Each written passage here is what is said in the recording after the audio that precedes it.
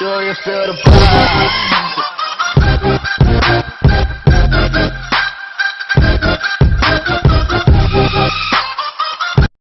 Какво става, пичо? Аз съм Тонката и днес ще ви представя новото ми клипче на играта Clash Royale, в което ще ви покажа няколко типични дека без легендарки, само с Inferno Dragon, която повечето от вас имат, понеже тя е най-често падалата си легендарка в играта.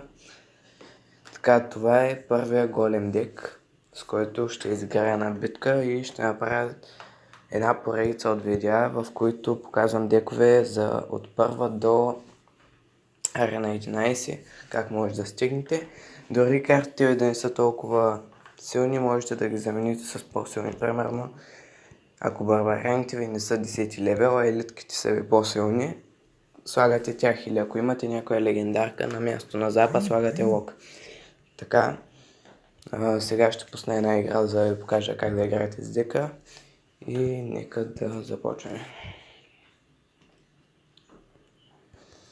Сакър от GCS 3298 купи.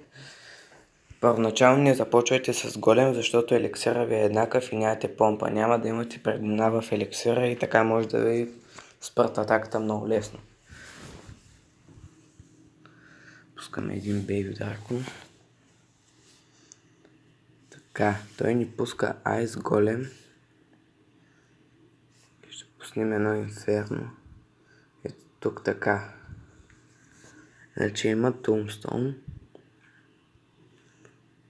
и скелетчета, с които да ми спира Инферното. Сега пускаме един голем отзади. Охо, голям пека. Щупи с Tombstone, така. Почни да биеш малко по голямото пека. Така. Понеже сега има арчерки отзад, няма да е много логично да пуснем само мега миньон. Затова пускаме и... О, това е лошо.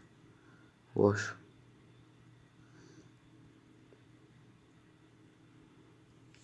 Така, тук ще успеем да спасим кулата и ще успеем и да вземем неговата.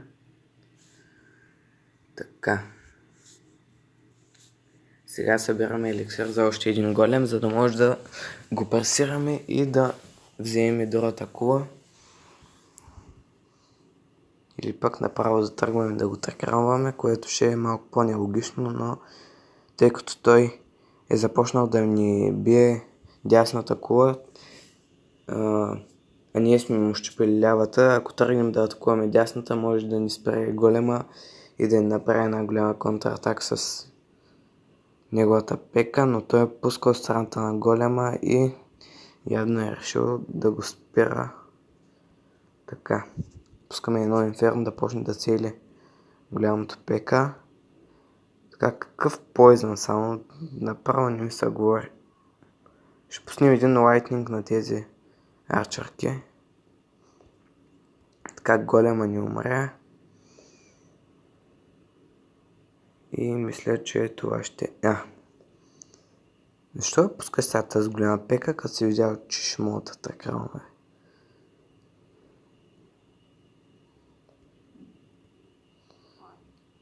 Така. О, много скелети станаха. Така, спираме му атаката без проблем. Пускаме един мега миньон с арчерки отзади. И мисля, че това ще е победа.